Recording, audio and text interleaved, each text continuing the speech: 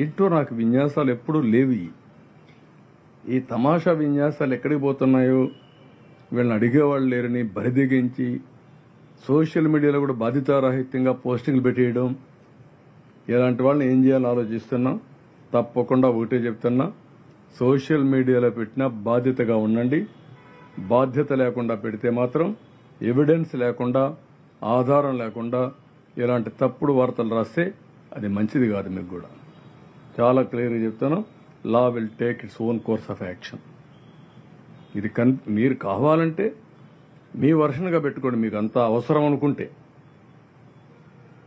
మేము రాజీనామా చేయాలని మీ కోరికది మీ కోరిక కింద పెట్టుకోండి, కానీ మా వర్షన్ కింద పెట్టడం మంచిది కాదు. అది ఇలాంటివన్నీ చేసి ఏదో ఇన్స్టెబిలిటీ తేవడం, లేకుంటే పేటీఎం బ్యాచ్ కింద వేరియస్ పీపుల్ ఇవన్నీ చేయడం చాలా తప్పిది.